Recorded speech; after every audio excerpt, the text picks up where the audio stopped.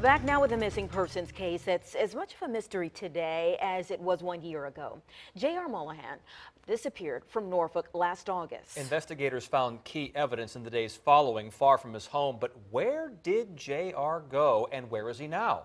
His wife opened up to our Joe Fisher about her year of endless heartbreak. Joe. Well, Tom and Anita, we all know the loss of a loved one is tough, but ask Julie Molohon and she'll tell you not knowing where your loved one could be is even more difficult. 1 year later, she is still left searching for closure, whether that means finding her husband dead or alive.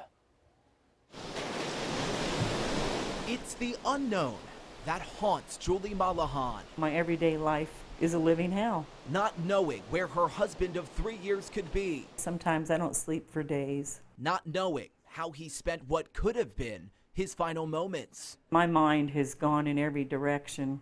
Not knowing how to move on without the love of her life. Do you have any working theories of what happened? I have a ton of them. August 3rd, 2015. That's the last time Julie says she saw her husband Harold, nicknamed JR. That morning, he dropped her off at work in his black Ford F-150. He said, "Oh, just give me a kiss and go on in there and make us some money." When she got home from work, his truck wasn't in the driveway. He hadn't called all day. Unusual, she says. What's perhaps most interesting, though, is JR's surfboard was missing. He kept it perched on the wall in his upstairs man cave at their home on Leicester Avenue in Norfolk. He hung it up like a trophy because he wasn't using it anymore, so it was just kind of hanging on his wall. That is until the day he disappeared. The first time the surfboard had moved in more than 5 years, says Julie. He wasn't answering his phone either.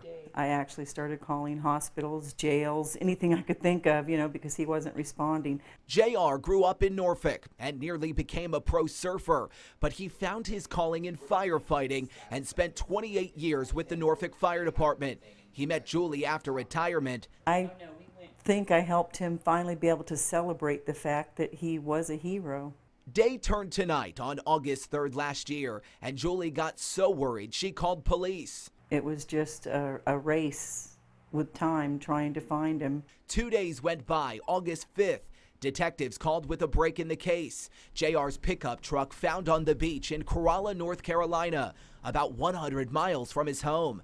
Julie says someone spotted it the day he disappeared, but never reported it to police. His sandy surfboard found in the bed of the truck. His wallet, shoes, and socks inside the truck. The towel was on the seat to protect the seat. Somebody checking out of life wouldn't be worrying about getting their truck seat wet. Crews searched the water in the days following. Nothing turned up. Julie doesn't believe Harold committed suicide or drowned because he was such a strong swimmer. In the beginning, I thought, wow, what if he, had a stroke or lost his memory and he doesn't know how to find his way home. All this time later, she says writing has helped through the painful search for answers. Every day, every minute of life with JR was fun and always magical. Julie left remembering the good times as she waits for closure. Would a body bring you closure? It would bring me closure knowing that he was no longer in harm's way.